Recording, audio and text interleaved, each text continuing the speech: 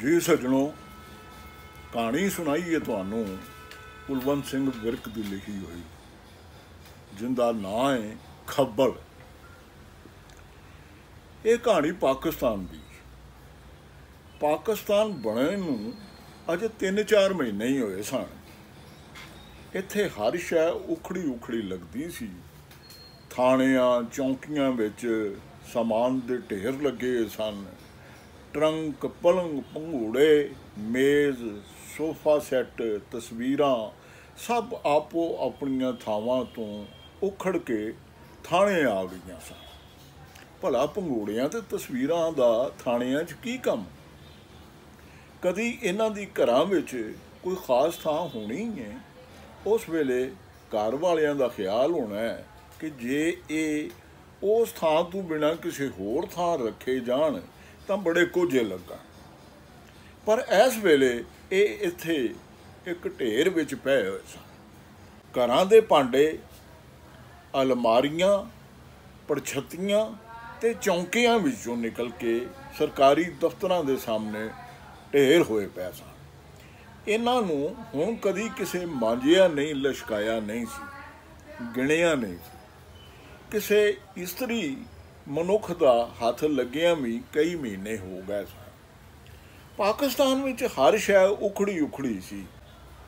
कईयां घरां विच अपनियां खुरलियां तो उखड़े हुए डंगर भी सन। तरट्ठियां होईयां अखां नाल वो दिवालियों वेखदे ते ओपरियां थावां ते डर डर के पैर धरदे। इस उथल पुथल विच केवल धरती ही अपनी थां पक्की सी ते इस धरती ते अनेकां उखड़े हुए शरणार्थी रुड़दे फिरदे। वाघे दे वड्डे कैंप तो इन्हां नूं अगां ठेल दिता जांदा ते फिर ये शरणार्थी जिलियों जिले ते पिंडों पिंड पैदल या गड्डियां विच जमीन दी भाल विच पाउण लग पैंदे। शरणार्थी ते शरणार्थी पुराने लोग भी उखड़ गए सन। बरादरी वालियां दियां बरादरियां टुर गईयां सन ते यारां दे यार। मजदूरां दे मिल मालक चले गए सन ते मिल वालियां दे मजदूर ते इन्हां सारियां दी थां नवें लोग आ गए सन। ये नवें लोग इस तरह दे सन, गंदे जै, बौंतरे होए, पुराने लोकां विच घुल मिल नहीं सकते सन। सलामुअलैकुम आख के कोल बैठ के गल बात नहीं करते सन, सगों बूहे विच खलो के झाकते रहिंदे। जे कवाओ भी तां भी ना घुंमदे। इन्हां लोकां ने ते पिंडां दीयां जड़ां हिला दित्तियां सन। पुराने वसनीकां नूं भी अपने पिंड ओपरे ओपरे लगन लग पए सन, क्योंकि वो उस तरह दे पिंड नहीं रहे सन जिन्हां विच वो जम्मे पले सन। उन्हां दीयां हवेलियां कोलों लंघदे नहरां रजवाह भी बगाने हो गए सन। वो उथों हुण वुजू नहीं कर सकते सन। कई दिन इन्हां नहरां दा पानी लाल आउंदा रिहा सी ते कई साबत मुरदे ते कईयां दीयां लत्तां बांह रुड़दियां आउंदियां रहियां सन। इस पानी नाल हुण वुजू किस तरह कीता जा सकता सी? वो ते अपने न्याणिਆਂ नूं भी इन्हां विच नहाउण तों हटक दिंदे। असल विच हर शै उलट पुलट होई हुई सी ते अपनी पुरानी हालत वल आउण दा चारा कर रही सी। हर शै अपनी अपनी थां नूं अड़ाण दी, पैर जमान दी कोशिश कर रही सी। हर चीज़ पुनर स्थापन मंगदी सी। मुल्क ते तबाह हो गया। एक गभरू जट ने अपने आले दुआले दी उजाड़ वेख के अपने बुढ़े प्यो नूं कहा, हो ते हकी गया, पर आ वेखां दुनिया किधरे थों थाई बह जाती है तो सब खैर मेहर हो जाएगी। ये तो एवें गल्लां ने, बहना बेचारियां कित्थे जाना है। ये तो गराही नहीं फड़ के अपने मूँह च पाण जोगे। नहीं ओ कमलिया, एवें जापदा है। आ वेखां खब्बल हुंदा पैली विच, जदों वाहीदी है कोई फर्क तो नहीं ना करीदा उहदे नाल। सारा जड़ों पुट पुट के पैलियों बाहर सुट्टीदा। पर 10 दिनां मगरों फिर कोई ना कोई तिड़ फुट आउंदी है ते महीने मगरों ਇਸ ਤਰ੍ਹਾਂ ਜਾਪਦਾ ਜਿਵੇਂ ਪੈਲੀ ਕਦੀ ਕਿਸੇ ਵਾਹੀ ਨਹੀਂ ਹੁੰਦੀ। ਅਸਲ ਵਿੱਚ ਕਿਧਰੇ ਕਿਤੇ ਇਸ ਬੁੱਢੇ ਦੀ ਗੱਲ ਵਿੱਚ ਸੱਚਾਈ ਦਿਸ ਰਹੀ ਸੀ। ਜਿਨ੍ਹਾਂ ਲੋਕਾਂ ਨੂੰ ਜ਼ਮੀਨ ਮਿਲ ਜਾਂਦੀ ਉਹ ਕੁਝ ਟਿਕ ਜਾਂਦੇ। ਕੱਚੀਆਂ ਅਲਾਟ ਹੋਈਆਂ ਪੈਲੀਆਂ ਉਹਨਾਂ ਦੀ ਰੂਹ ਨੂੰ ਦਰਵਾਸ ਦਿੰਦੀਆਂ। ਆਪਣੇ ਨਵਿਆਂ ਵਾੜਾਂ ਦੇ ਨੇੜੇ ਉਹ ਨਿੱਕੇ ਨਿੱਕੇ ਟੋਏ ਪੁੱਟ ਕੇ ਉਹਨਾਂ ਵਿੱਚ ਗੋਹਿਆਂ ਦੀ ਅੱਗ ਤੁਖਾਈ ਰੱਖਦੇ ਅਤੇ ਜਦੋਂ ਜੀਅ ਕਰਦਾ ਹੁੱਕੇ 'ਤੇ ਰੱਖ ਕੇ ਇਕੱਠੇ ਬੈਠ ਕੇ ਪੀਂਦੇ। ਸਹਿਜੇ ਸਹਿਜੇ ਉਹਨਾਂ ਦੀਆਂ ਮੱਝੀਂ ਦਾ ਵੀ ਤਰੋ ਲੈ ਜਾਂਦਾ। ਵਾੜਿਆਂ ਦੇ ਅੰਦਰ ਉਹ ਵਣਾਂ ਦੀਆਂ ਟਾਹਣੀਆਂ ਨਾਲ ਆਪਣੇ ਸਿੰਘਾਂ ਪਿਛਲੇ ਥਾਂ ਨੂੰ ਖੁਰਕ ਕਰਦੀਆਂ ਅਤੇ ਕਦੀ ਮੌਜ ਵਿੱਚ ਆਈਆਂ ਆਪਣੇ ਪਿੰਡੇ ਨੂੰ ਵਾੜੇ ਦੀਆਂ ਕੰਧਾਂ ਨਾਲ ਘਸਰਦੀਆਂ। ਜਦੋਂ ਤਹਿਸੀਲਦਾਰ ਜਾਂ ਕੋਈ ਹੋਰ ਅਫਸਰ ਇਹਨਾਂ ਲੋਕਾਂ ਦੇ ਨਵੇਂ ਪਿੰਡ ਵਿੱਚ ਆਉਂਦਾ ਤਾਂ ਉਹਨਾਂ ਵਿੱਚੋਂ ਕੋਈ ਆਪਣੇ ਆਪ ਨੂੰ ਪੈਂਚ ਜ਼ਾਹਿਰ ਕਰਨ ਦੀ ਕੋਸ਼ਿਸ਼ ਕਰਦੇ। ਪਿੰਡ ਦੇ ਸਾਂਝੇ ਦੁੱਖ ਤਕਲੀਫਾਂ ਉਹ ਤਹਿਸੀਲਦਾਰ ਨੂੰ ਸੁਣਾਉਂਦੇ ਅਤੇ ਇਸ ਤਰ੍ਹਾਂ ਸਾਰੇ ਲੋਕਾਂ ਦੀ ਪ੍ਰਤੀਨਿਧਤਾ ਕਰਕੇ ਪਿੰਡ ਵਿੱਚ ਆਪਣੀ ਲੀਡਰੀ ਦਾ ਮੁੱਢ ਬੰਨ੍ਹਦੇ। ਸਧਾਰਨ ਜਿਹੀਆਂ ਗੱਲਾਂ ਨਾਲ ਜਿਵੇਂ ਲੋਕਾਂ ਨੂੰ ਪਿਛਾਂਹ ਬਿਠਾ ਕੇ ਸਿਰਫ ਇੱਕ ਆਦਮੀ ਬੋਲੇ ਕਹਿ ਕੇ ਅਫਸਰ ਨੂੰ ਹੁੱਕਾ ਪਾਣੀ ਪੁੱਛ ਕੇ ਉਹ ਉਸ ਦਾ ਧਿਆਨ ਆਪਣੇ ਵੱਲ ਖਿੱਚਦੇ। ਇਹ ਗੱਲਾਂ ਦੱਸਦੀਆਂ ਸਨ ਕਿ ਇਸ ਧੱਕੇ ਨੇ ਵੀ ਉਹਨਾਂ ਨੂੰ ਅਸਲੋਂ ਠੰਡਾ ਨਹੀਂ ਕੀਤਾ ਸੀ। ਇਹੋ ਜਿਹਾ ਉਜੜ ਰਿਹਾ ਵਸ ਰਿਹਾ ਪਾਕਿਸਤਾਨ ਵਿੱਚ ਮੈਂ ਭਾਰਤ ਸਰਕਾਰ ਵੱਲੋਂ ਲਿਜਾਨ ਅਫਸਰ ਮੁਕਰਰ ਹੋਇਆ। ਮੇਰਾ ਕੰਮ ਧੱਕੋ ਧੱਕੀ ਉਦਾਲੀਆਂ ਇਸਤਰੀਆਂ ਦੇ ਬਦੋਬਦੀ ਮੁਸਲਮਾਨ ਬਣਾਏ ਟੱਬਰਾਂ ਨੂੰ ਛੁਡਾ ਕੇ ਵਾਪਸ ਹਿੰਦੁਸਤਾਨ ਅਪਣਾਉਣਾ ਸੀ। ਹਿੰਦੁਸਤਾਨੀ ਫੌਜ ਦਾ ਇੱਕ ਦਸਤਾ ਪਾਕਿਸਤਾਨੀ ਸਪੈਸ਼ਲ ਪੁਲਿਸ ਦੇ ਕੁਝ ਸਿਪਾਹੀ ਮੇਰੀ ਸਹਾਇਤਾ ਲਈ ਸਨ। ਹੋਰ ਗੁੰਮ ਹੋਈਆਂ ਚੀਜ਼ਾਂ ਦੇ ਭਾਲਣ ਵਾਂਗੂ ਕੁੜੀਆਂ ਭਾਲਣ ਦਾ ਕੰਮ ਔਖਾ ਵੀ ਸੀ ਅਤੇ ਸੌਖਾ ਵੀ। ਕਦੀ ਕਦੀ ਤਾਂ ਕੋਈ ਕੁੜੀ ਥੋੜ੍ਹੀ ਜਿਹੀ ਮਿਹਨਤ ਨਾਲ ਹੀ ਮਿਲ ਜਾਂਦੀ ਅਤੇ ਕਈ ਵਾਰੀ ਕੋਈ ਕੁੜੀ ਬਹੁਤੀ ਭਾਲਣ 'ਤੇ ਵੀ ਹੱਥ ਨਾ ਆਉਂਦੀ। ਪਾਕਿਸਤਾਨ ਪੁਲਿਸ ਵਾਲੇ ਭਾਵੇਂ ਉਹਨਾਂ ਨੂੰ ਮੁੜਾਉਣ ਵਿੱਚ ਉਹ ਇਸ ਨੂੰ ਬਰਾਮਦ ਕਰਨਾ ਆਖਦੇ ਸਨ, ਥੋੜ੍ਹੀ ਬਹੁਤ ਸਹਾਇਤਾ ਕਰ ਦਿੰਦੇ, ਪਰ ਆਪ ਪਤਾ ਘੱਟ ਵੱਧ ਹੀ ਦਿੰਦੇ। ਫਿਰ ਵੀ ਜਦ ਕਦੀ ਉਹ ਦਿਲੋਂ ਹੋ ਕੇ ਨਾਲ ਟੁਰ ਪੈਂਦੇ ਤਾਂ ਕੰਮ ਅਸਲੋਂ ਹੀ ਸੌਖਾ ਹੋ ਜਾਂਦਾ। ਜਿਸ ਵੇਰ ਦੀ ਇਹ ਗੱਲ ਏ ਉਸ ਵੇਰ ਇਲਾਕੇ ਦਾ ਥਾਣੇਦਾਰ ਨਾ ਕੇਵਲ ਮੇਰੇ ਨਾਲ ਹੀ ਤੁਰਿਆ ਸਗੋਂ ਉਧਾਲੀ ਹੋਈ ਔਰਤ ਦਾ ਪਤਾ ਵੀ ਮੈਨੂੰ ਉਸੇ ਨਹੀਂ ਦੱਸਿਆ। ਉਸ ਇਹ ਵੀ ਦੱਸਿਆ ਕਿ ਔਰਤ ਉਸੇ ਥਾਣੇ ਦੇ ਇੱਕ ਪਿੰਡ ਦੇ ਨੰਬਰਦਾਰ ਦੀ ਨੂੰਹ ਸੀ। ਜਿਸ ਪਿੰਡ ਅਸਾਂ ਜਾਣਾ ਸੀ ਉਹ ਪਿੰਡ ਪੱਕੀ ਸੜਕ ਤੋਂ ਬੜੀ ਦੂਰ ਸੀ। ਢੇਰ ਚਿਰ ਅਸੀਂ ਕੱਚੀਆਂ ਸੜਕਾਂ ਤੇ ਪਿਆਂ ਉੱਤੇ ਖੱਜਲ ਹੁੰਦੇ ਰਹੇ। ਜਦ ਅਸੀਂ ਪਿੰਡ ਅੱਪੜੇ ਤਾਂ ਪਿੰਡ ਦੇ ਚੌਧਰੀ ਥਾਣੇਦਾਰ ਦੇ ਸਵਾਗਤ ਲਈ ਇਕੱਠੇ ਹੋ ਗਏ। ਪਾਕਿਸਤਾਨ ਵਿੱਚ ਉਸ ਵੇਲੇ ਸਰਕਾਰ ਦਾ ਬੜਾ ਰੋਹਬ ਸੀ।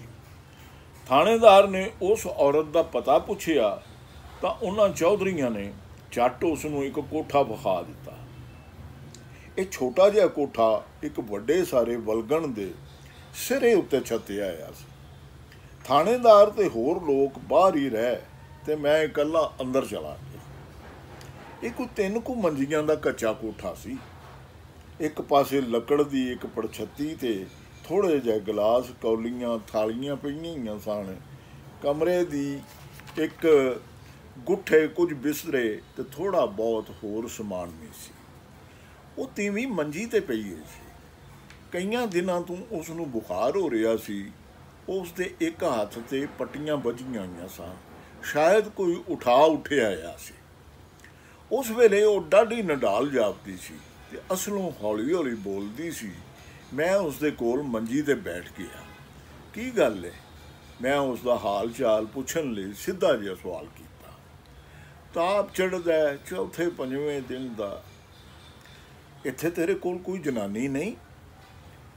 ਨਹੀਂ, ਨੇੜੇ ਤੇ ਕੋਈ ਨਹੀਂ। ਪਹਿਲੇ ਜੋ ਖੋਹੀਆਂ ਹੋਈਆਂ ਕੁੜੀਆਂ ਤੀਵੀਆਂ ਮੈਂ ਵੇਖੀਆਂ ਸਨ ਉਹਨਾਂ ਨਾਲੋਂ ਇਸ ਦਾ ਚੁਗਿਰਦਾ ਬਿਲਕੁਲ ਵੱਖਰਾ ਸੀ। ਉਹਨਾਂ ਦੇ ਦੁਆਲੇ ਬੰਦੇ ਜਨਾਨੀਆਂ ਹੁੰਦੇ ਸਨ। ਉਹ ਕਿਸੇ ਦੀ ਨਜ਼ਰ ਹੇਠ, ਕਿਸੇ ਦੀ ਰਾਖੀ ਹੇਠ ਰਹਿੰਦੀਆਂ ਸਨ ਅਤੇ ਇਸ ਤਰ੍ਹਾਂ ਹੀ ਮੈਨੂੰ ਵਿਖਾਈਆਂ ਜਾਂਦੀਆਂ। ਮੈਨੂੰ ਇਸ ਤਰ੍ਹਾਂ ਪ੍ਰਤੀਤ ਹੋਇਆ ਜਿਵੇਂ ਇਸ ਕੋਠੇ ਵਿੱਚ ਉਹ ਇਕੱਲੀ ਰਹਿੰਦੀ ਸੀ, ਜਿਵੇਂ ਲੋਕਾਂ ਨੇ ਉਸ ਨੂੰ ਆਪਣੇ ਹਾਲ 'ਤੇ ਹੀ ਛੱਡ ਦਿੱਤਾ ਹੋਇਆ ਸੀ। ਸਗੋਂ ਇਸ ਤੋਂ ਵੀ ਵੱਧ ਜਿਵੇਂ ਲੋਕਾਂ ਨੇ ਉਸ ਦੀ ਸਹਾਇਤਾ ਕੀਤੀ ਸੀ। ਉਸ ਦੇ ਪਿੰਡ ਅਤੇ ਘਰ ਵਾਲੇ ਕਿਸ ਤਰ੍ਹਾਂ ਖਤਮ ਹੋਏ ਇਹ ਮੈਂ ਪਹਿਲਾਂ ਹੀ ਸੁਣ ਬੈਠਾ ਸਾਂ। ਫਿਰ ਦੂਸਰੀ ਵੇਰ ਉਸ ਦੇ ਮੂੰਹੋਂ ਸੁਣਨ ਦਾ ਕੋਈ ਫਾਇਦਾ ਨਹੀਂ ਸੀ। ਮੈਨੂੰ ਵਧੇਰੇ ਦਿਲਚਸਪੀ ਉਸ ਦੀ ਮੌਜੂਦਾ ਹਾਲਤ ਵਿੱਚ ਸੀ। ਇੱਥੇ ਰਹਿੰਦਿਆਂ ਤੈਨੂੰ ਕਿੰਨਾ ਚਿਰ ਹੋ ਗਿਆ? ਜਿਸ ਦਿਨ ਦਾ ਪਿੰਡ ਉਜੜਿਆ ਉਸ ਦਿਨ ਤੂੰ ਇੱਥੇ ਹੀ ਆ। ਇਹ ਭਾਂਡੇ ਤੇ ਕੱਪੜੇ ਤੈਨੂੰ ਕਿਸ ਦਿੱਤੇ ਨੇ? ਤੁਸੀਂ ਤਾਂ ਅਸਲੋਂ ਕਮਲੇ ਹੋ। ਮੈਂ ਸਮਝ ਗਿਆ ਉਹ ਇਕੱਲੀ ਨਹੀਂ ਰਹਿੰਦੀ ਸੀ ਅਤੇ ਨਾ ਹੀ ਇੱਥੇ ਪਿਆ ਸਮਾਨ ਉਸਦਾ ਆਪਣਾ ਸੀ। ਇਸ ਕੋਠੇ, ਸਮਾਨ ਅਤੇ ਉਸ ਦੇ ਜਿਸਮ ਦਾ ਮਾਲਕ ਕੇਵਲ ਅੱਖੀਂ ਨਹੀਂ ਦਿਸ ਰਿਹਾ ਸੀ। ਇਹ ਗੱਲ ਇੱਥੇ ਲਿਖਣ ਲੱਗਿਆਂ ਅਤੇ ਮੈਂ ਸਹਿਜ ਹੀ ਲਿਖ ਗਿਆ ਹਾਂ, ਪਰ ਉਸ ਵੇਲੇ ਇਸ ਗਿਆਨ ਨੇ ਮੇਰੇ ਮਨ ਨੂੰ ਡਾਢਾ ਧੱਕਾ ਮਾਰਿਆ। ਪੁਲਿਸ ਅਤੇ ਲੋਕਾਂ ਦੀ ਸਹਾਇਤਾ ਕਰਕੇ ਜੋ ਚੰਗੇ ਖਿਆਲ ਮੇਰੇ ਮਨ ਵਿੱਚ ਦੁਨੀਆ ਅਤੇ ਦੁਨੀਆ ਦੇ ਲੋਕਾਂ ਬਾਰੇ ਸਾਰਾ ਦਿਨ ਆਉਂਦੇ ਰਹੇ ਸਨ, ਉਹ ਸਾਰੇ ਮੈਥੋਂ ਪੱਲਾ ਛੁਡਾ ਗਏ। ਮੇਰਾ ਮੱਥਾ ਕੌੜੀਆਂ ਅਸਲੀਅਤਾਂ ਨਾਲ ਲੱਗਾ ਹੋਇਆ ਸੀ। ਉਸ ਕੱਚੇ ਕੋਠੇ ਵਿੱਚ ਖੋਈ ਹੋਈ ਕਿਸੇ ਦੀ ਵਹੁਟੀ ਮੇਰੇ ਸਾਹਮਣੇ ਮੰਜੀ 'ਤੇ ਨਿਢਾਲ ਪਈ ਸੀ। ਮੇਰੀ ਨਜ਼ਰ ਵਿੱਚ ਇਨਸਾਨ ਉੱਤੇ ਇਨਸਾਨ ਦੇ ਜ਼ੁਲਮ ਦੀ ਉਹ ਸਭ ਤੋਂ ਘਿਨਾਉਣੀ ਤਸਵੀਰ ਸੀ। ਮਧੋਲੀ ਹੋਈ, ਖ਼ਾਰ ਕੀਤੀ ਹੋਈ ਉਹ ਉੱਥੇ ਬਿਮਾਰ ਪਈ ਸੀ। ਉਸ ਦੀ ਜ਼ਾਤ, ਬਰਾਦਰੀ, ਪਿੰਡ, ਧਰਮ ਦਾ ਕੋਈ ਸਾਂਝੀਵਾਲ ਉੱਥੇ ਨਹੀਂ ਸੀ। ਉਸ ਨੂੰ ਕਦੀ ਕਿਸੇ ਇਹ ਨਹੀਂ ਦੱਸਿਆ ਸੀ ਕਿ ਉਹ ਵਿਛੜੇ ਹੋਏ ਆਪਣੇ ਸਾਕਾਂ ਅੰਗਾਂ ਨੂੰ ਫਿਰ ਵੀ ਮਿਲ ਸਕਦੀ। ਜੇ ਉਸ ਨੂੰ ਕੋਈ ਦੱਸਦਾ ਵੀ ਤਾਂ ਉਹ ਮੰਨਣੋਂ ਨਾ ਕਰ ਦਿੰਦੇ। ਆਖਰ ਏਡੇ ਵੱਡੇ ਅਤੇ ਤਗੜੇ ਪਾਕਿਸਤਾਨ ਵਿੱਚੋਂ ਉਸ ਨੂੰ ਕੋਈ ਕਿਸ ਤਰ੍ਹਾਂ ਕੱਢ ਕੇ ਲਿਜਾ ਸਕਦਾ ਸੀ? ਇਸ ਗੱਲ 'ਤੇ ਵਿਚਾਰ ਕਰਨਾ ਹੀ ਫਜ਼ੂਲ ਸੀ। ਉਸ ਨੂੰ ਉਸੇ ਵੇਲੇ ਵਾਪਸ ਲਿਜਾਣ ਦਾ ਕੋਈ ਸਵਾਲ ਨਹੀਂ ਸੀ। ਪੋਹ ਮਾਘ ਦੀ ਸਰਦੀ ਵਿੱਚ ਉਸ ਨੂੰ ਬਿਮਾਰੀ ਦੀ ਹਾਲਤ ਵਿੱਚ ਉੱਥੋਂ ਹਿਲਾਉਣਾ ਠੀਕ ਨਹੀਂ ਸੀ। ਉਹ ਲੋਕ ਹੁਣ ਉਸ ਨੂੰ ਗੁੰਮ ਨਹੀਂ ਕਰ ਸਕਦੇ ਸਨ, ਕਿਉਂਕਿ ਅਸਾਂ ਉਸ ਨੂੰ ਵੇਖ ਲਿਆ ਸੀ ਅਤੇ ਉਹ ਲੋਕ ਜਾਣਦੇ ਸਨ ਕਿ ਅਸਾਂ ਵੇਖ ਲਿਆ। ਚੰਗਾ ਬੀਬੀ, ਮੈਂ ਫਿਰ ਕਿਸੇ ਦਿਨ ਆਵਾਂਗਾ। ਫਿਰ ਆਉਣ ਤੋਂ ਮੇਰਾ ਮਤਲਬ ਉਸ ਨੂੰ ਉੱਥੋਂ ਵਾਪਸ ਲਿਜਾਣ ਤੋਂ ਸੀ, ਪਰ ਇਹ ਗੱਲ ਸ਼ਾਇਦ ਉਸ ਦੇ ਸੁਪਨੇ ਵਿੱਚ ਵੀ ਸੰਭਵ ਨਹੀਂ ਸੀ। ਤੂੰ ਹੁਣ ਚੱਲਿਆ? ਜ਼ਰਾ ਬਹਿ ਜਾ, ਮੇਰੀ ਇੱਕ ਗੱਲ ਸੁਣ ਜਾ। ਮੈਂ ਫਿਰ ਕੋਲ ਪਈ ਮੰਜੀ 'ਤੇ ਬੈਠ ਗਿਆ। ਮੇਰੀ ਤੇਰੇ ਅੱਗੇ ਇੱਕ ਅਰਜ਼ ਏ, ਜੇ ਤੂੰ ਪੂਰੀ ਕਰੇ। ਇੱਕ ਕੰਮ ਹੈ ਤੇਰੇ ਗੋਚਰਾ। ਕੀ ਕੰਮ?